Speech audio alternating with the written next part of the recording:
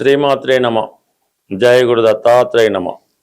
ఈ వీడియోలో మనం మేషరాశి వారికి మే 3వ తారీఖు నుంచి 9వ తారీఖు మధ్యలో జరగబోయే వార ఫలాలు పరిశీలించినప్పుడు మరి ఈ వారం అంతా మేషరాశి అందే ఏర్పడినటువంటి బుధాదిత్య యోగ ప్రభావం వల్ల జాతకుని యొక్క తెలివితేటలకి తగిన గుర్తింపు రావడం జరుగుతూ ఉంటుంది.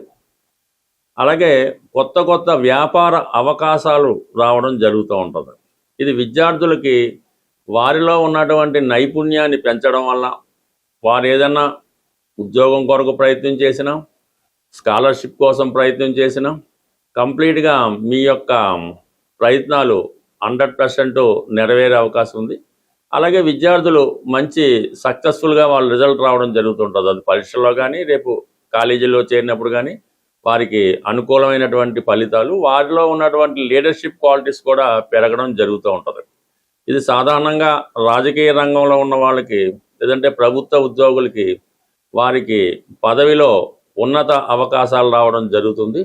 అలాగే నూతన ఉద్యోగ ప్రయత్నాలు కూడా చాలా వరకు ఫలితం జరుగుతుంది. అంటే లగ్నంలో రవి ఉచ్చ పొందడం వల్ల సాధారణంగా ఎక్కడికి వెళ్ళినా సరైన గుర్తింపు, గౌరవం పొందడం జరుగుతూ ఉంటుంది. అలాగే మరి రాశ్యాధిపతిగా ఉన్నటువంటి కుజుడు 12వ స్థాన సంచారం చేస్తున్నప్పుడు భూములు, స్థిరాస్తులు కొనాలనే మీ ఆలోచన నెరవేరుతుంది.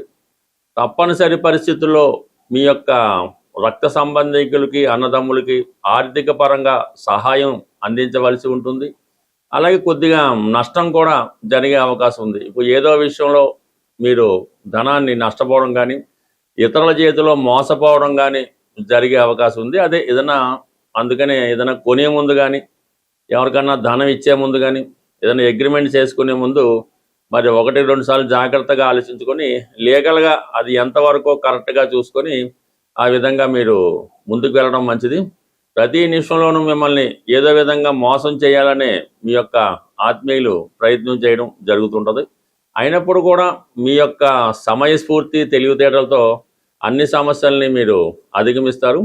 ఉద్యోగం మారాలనే మీ ఆలోచన చాలా వరకు నెరవేరే అవకాశం ఉంది. ఈ సమయంలో మీరు ప్రొఫెషన్ కూడా చేంజ్ చేయొచ్చు. అంటే ఒక వృత్తి నుంచి వేరే వృత్తిలోకి మారచ్చు.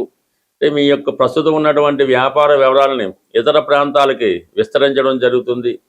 అలాగే ఏదన్నా కొత్తగా కొంత పెట్టుబడి పెట్టి ఏదైనా ఒక పరిశ్రమ లాంటిదో, వ్యాపారం లాంటిదో వారి వారి స్థాయిని బట్టి స్థాపించే అవకాశం ఉన్నది.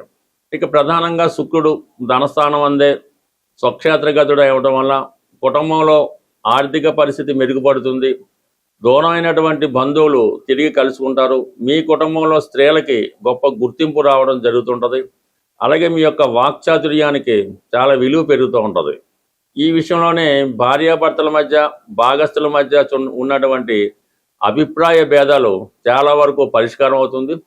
కుటుంబ సమేతంగా ఈ వారంలో మీరు ఏదైనా ఒక శుభకార్యంలో పాల్గొనడం కానీ, ఒక పుణ్యక్షేత్రాన్ని దర్శించడం కానీ జరిగే అవకాశం ఉంది. మొత్తం మీద ఈ రాశిలో ఉన్నటువంటి స్త్రీలకి ఇది చాలా గొప్ప అవకాశం అన్నమాట. మీ యొక్క మాటకి విలువ పెరుగుతుంది. అత్తవారితో, ఇల్లాస్తో మీకు ఉన్నటువంటి విభేదాలు చాలా వరకు సమసిపోతాయి.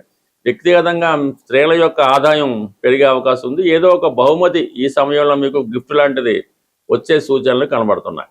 ఇక ప్రధానంగా గురువు కూడా 3వ స్థానంలో ఉండడం వల్ల అటు ఉపాధ్యాయ వృత్తిలో ఉన్న వాళ్ళకి కానీ, అలాగే న్యాయవాది వృత్తిలో ఉన్నవారికి కానీ కొత్త అవకాశాలు రావడం జరుగుతుంది. మీరు 10 మందికి మంచి మార్గం చూపించడం వల్ల వారు మంచి మార్గంలో నడిచే అవకాశం ఉంది. ప్రధానంగా విద్యార్థులు ఎవరైతే దూర ప్రాంతంలో కానీ, విదేశంలో కానీ ఉన్నత విద్యకు ప్రయత్నం చేస్తున్నారో వారి యొక్క ప్రయత్నాలు చాలా వరకు నెరవేరే అవకాశం ఉంది. అంటే బికాజ్ ఇక్కడ గురువు తన స్వక్షేత్రమైనటువంటి పునర్వసు నక్షత్రం మీద సంచరిస్తున్నప్పుడు గురువు ఈ రాశి వారికి 9, 12 స్థానాలని యాక్టివేట్ చేయడం జరుగుతుంటుంది. మరి ఈ కారణం వల్ల మీరు కంప్లీట్గా ఉన్నత విద్య కొరకు విదేశం వెళ్ళే అవకాశం ఉంది.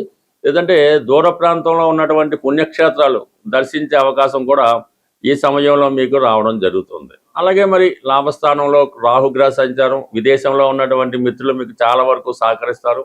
అయితే పంచమ స్థానంలో కేతు ప్రభావంలో స్పెక్యులేషను, జోదం, పేకాట మొదలగు వాటికి ఎంత దూరంగా ఉంటేనే అంత మంచిది. అయితే వారం చివరిలో 2 రోజులు మాత్రం వృధా ప్రయాణాలు ఎక్కువగా చేయవలసి ఉంటుంది.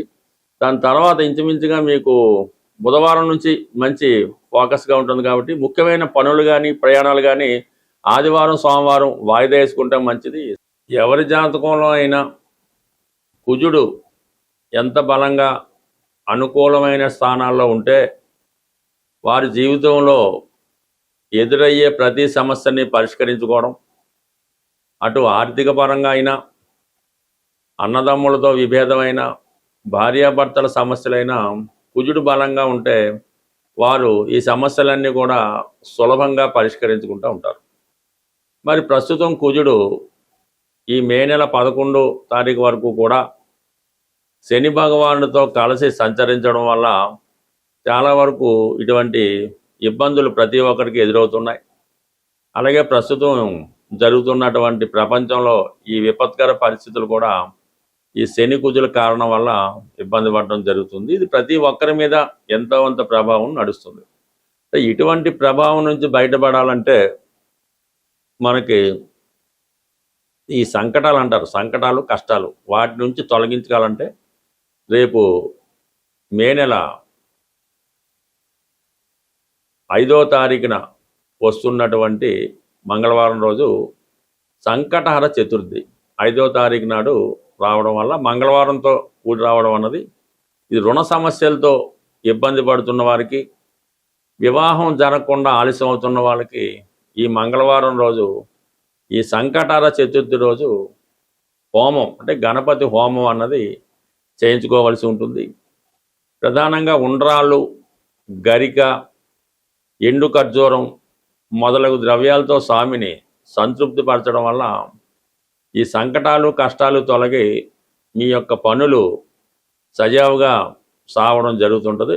ఏదన్నా మరి పనులు ముందుకెళ్ళాలంటే ఈ ప్రయత్నం తప్పకుండా మీరు చేసి చూడండి. మళ్ళా వచ్చే సంకటాల చతుర్థి నాటికి చాలా సమస్యలకి పరిష్కారం దొరుకుతూ ఉంటుంది. అంటే మనం అనుకున్న సంకల్పం నెరవేరేదాకా, అంటే ఒక పెద్ద సంకల్పం పెట్టుకున్నప్పుడు ఈ ప్రతి నెల కూడా ఈ సంకటహర చతుర్థి చేయడం వల్ల దాని ఫలితం మీరు కంప్లీట్గా చూడడం జరుగుతూ ఉంటుంది. ఏదనేది కంటిన్యూ అయితే మీ చేత అవనవడం ఖచ్చితంగా దీనికి బ్రేక్ పడుతుంది. ఎందుకు బ్రేక్ పడుతుంది? మనం అనుకున్న పని పూర్తయితే మనం అక్కడ నుంచి మానేస్తాం కదా, అందువల్ల కంప్లీట్గా మీకు ఇది సక్సెస్ రావడం జరుగుతుంది. అయితే ఇందులో ఏంటంటే మేము ఆ గుళ్ళో డబ్బులు కట్టేసామండి, మా తరపున మా అమ్మగారు చేస్తారండి, దాన్ని ఇంకో వేరే వాళ్ళని పొలం, ఇవేమి జరగవు. మీరు స్వయంగా దగ్గరుండి చేసుకుంటేనే మీ ఫలితం ఈ ఫలితం రావడం జరుగుతుంది తప్ప అది ఈ విధంగా మీరు డబ్బులు కట్టేసాం వాళ్ళు చేసే మనకు కుదరదు. దానివల్ల ఇంకా కష్టాలు వచ్చే అవకాశం ఉంది. బట్ ఏదైనా మీ జీవితంలో ఎదురయ్యే ప్రతి సమస్యకి మీ శాస్త్ర ప్రకారం మీ యొక్క జాతకంలోనే, మీ జన్మ జాతకంలోనే ఆ సమస్యకి పరిష్కారం ఉంటుంది. అది దశ బట్టి అవ్వచ్చు, గోచారాన్ని బట్టి అవ్వచ్చు. ఎవరైతే తీవ్రమైనటువంటి సమస్యలతో ఇబ్బంది పడుతున్నారో వారు వారి యొక్క వ్యక్తిగత జాతకాన్ని చాలా అనుభవంతో కూడుకున్నటువంటి నిస్వార్థంగా ఉన్నటువంటి జ్యోతిష్కుని సంప్రదించి వారు చెప్పిన విధంగా కొన్ని సూచనలు మీరు కంప్లీట్గా చేసుకోవలసి ఉంటుంది. జాతకం చూపించుకున్నంత మాత్రాన ఎవరి జీవితం మారదు, అందులో మీరేం పెద్ద గొప్ప ఏం కాదు. కాబట్టి జాతకం చూపించుకొని దానికి పరిష్కార మార్గం చేస్తేనే మీకు ఆ సమస్య పరిష్కారం అవుతుంది తప్ప కేవలం జాతకంలో ఉన్నది తెలుసుకోవడం వల్ల ఆ సమస్య మరింత పెద్దదవుతుంది తప్ప దానికి పరిష్కారం అయితే అవ్వదు. కంప్లీట్గా సమస్యలతో ఉన్నవాళ్ళు, అంటే జీవితంలో ప్రస్తుతం ఎంతో జీవన విధానం పెరగడం వల్ల మరి ఖర్చులు కూడా అలాగే పెరుగుతున్నాయి. కాబట్టి కొద్దిపాటి వ్యయంతో మీ జాతకాన్ని మీరు సరి చేసుకోవచ్చు.